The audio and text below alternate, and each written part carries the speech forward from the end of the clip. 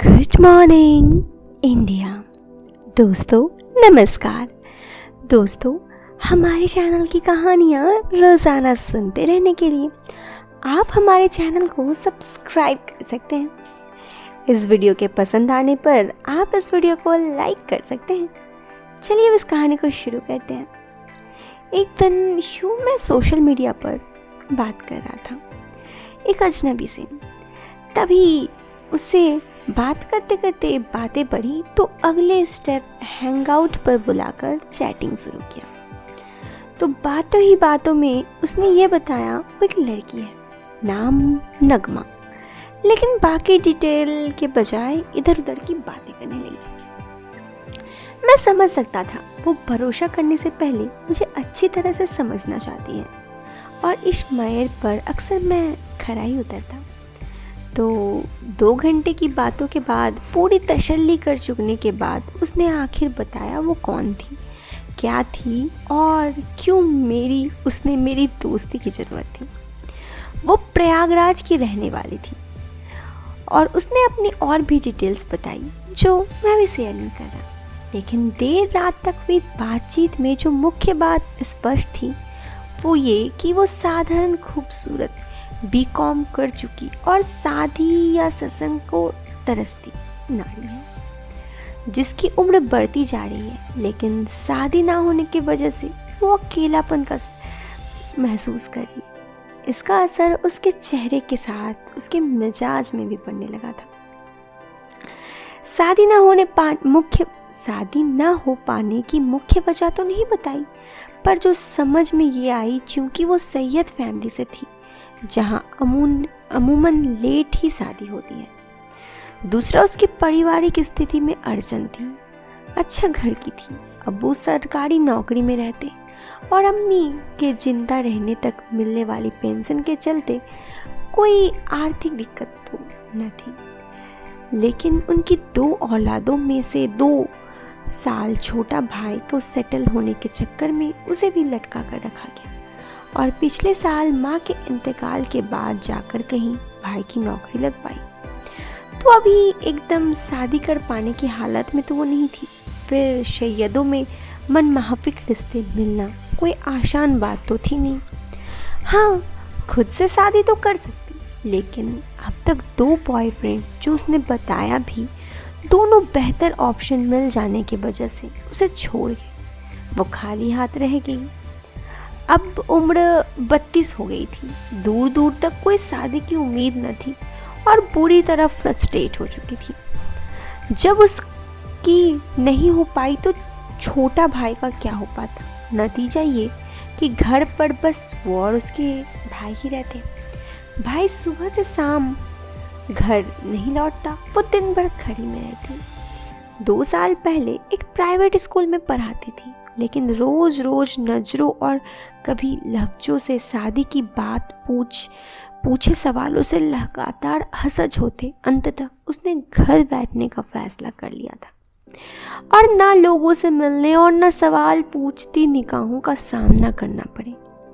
सारी बातों हो चुकने के बाद मैंने पूछा कि मेरी दोस्ती की ज़रूरत क्यों महसूस हुई। मैं भला किस काम आ सकता हूँ?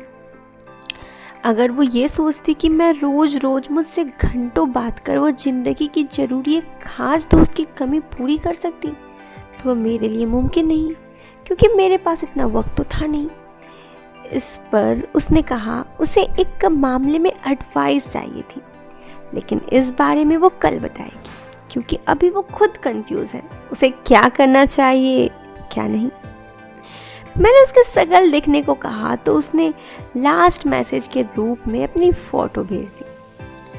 तो उन्होंने फ़ोटो में बारीक मुआयना किया। शक्ल कोई बहुत अच्छी तो नहीं, लेकिन पर कबूल सूरत थी। फिगर उसके ढीले सलवार सूट में अंदाज़ा नहीं था, लेकिन सेहत दिख रही थी ठीक ठाक और देखने में भी अच्छी थी। लंबाई कम ही थी, रंगत भी गेहुआ ही। कुल मिलाकर एक हसीन जमीली, कयामत खज वगैरह तो नहीं, बस ठीक ठाक थी देखने में। बहरहाल कल्पना के में बहुत कुछ था। सुबह उठा तो दिमाग से सब निकल चुका था। दिन भर अपने कामों में बिजी था। फिर एक बार उसकी तरफ ध्यान न गया। रात को जब मोबाइल पर लगा तो उसका मैसेज आया, सलाम, याद तो हूँ मैं। हाँ हाँ, क्यों नहीं, आप बताइए। मैं तो हमेशा ठीक ही रहता हूँ, इसलिए मेरी छोड़िए, आप बताओ, कुछ तय कर पाई जिसे लेकर कंफ्यूज थी? हाँ, मेरी जैसी घरेलू और टिपिकल धार्मिक टाइप लड़की के लिए कभी ऐसे फैसले लेना आसान नहीं होता, लेकिन करे भी तो क्या जब दिमाग कुछ और ही हो। उसको तो अपनी डिमांड रहती, ना करो पूरी तो अंदर से झुलसने लगती। सही बात है वैसे, जैसे जीवन के लिए खाने की ज़रूरत है, वैसे इंसान को भी कुछ चीज़ों की ज़रूरत उम्र के साथ बढ़ती रहती है, मैंने भी कहा। जी वही, दरअसल मैंने अभी 2 दिन पहले अपनी शीला वाली कहानी आपकी पढ़ी और मेरी हालत उससे कुछ अलग नहीं। भले ही मैं उससे दिखने में बेहतर हूँ या मेरी पारिवारिक हालत इतनी बुरी नहीं और उसकी तरह मेरी उम्मीदें अभी ख़त्म नहीं हुई, लेकिन बात कुछ ऐसी है, कोई ठिकाना नहीं, शादी होगी भी या नहीं होगी तो कब होगी।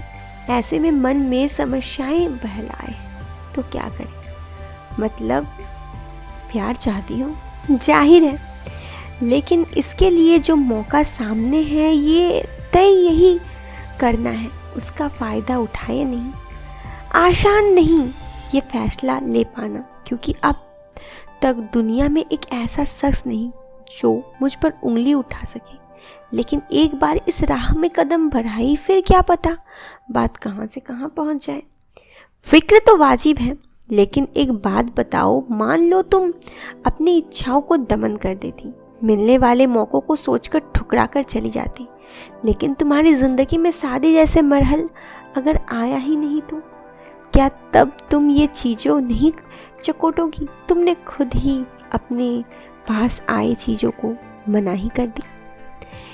यही सब तो कल सोच में पड़ी। और मान लो कि मौका का फ़ायदा उठाते समय हो तो क्या फ़र्क पड़ता है अगर 1 आध साल बाद भी शादी की नौबत आ जाए तो? क्या लोग शादी से पहले रिश्ते नहीं बनाते? क्या मिलता है ये सर्टिफिकेट बनाए रखने में? मिलता तो कुछ नहीं, बस तसल्ली रहती है, शौहर उंगली उठा ना पाए। अरे वो खुद भी कोड़ा थोड़े ना होता है, तुम भी ये जान सकती हो। खैर, अब तुम ही समझो। मेरी बातों से वो समझ चुकी थी। मैंने उसे कहा कि हाँ, शादी से पहले रिश्ते बनाने में कोई मनाही तो नहीं, लेकिन आगे किस तरह मेरा और उसका मिलन होता है ये कहानी के दूसरे पार्ट में आपके सामने लाऊंगी। फिलहाल के लिए दीजिए मुझे इजाज़त। मिलते हैं फिर एक नए वीडियो में एक नए और इंटरेस्टिंग टॉपिक के साथ। तब तक के लिए बाय बाय, टेक केयर।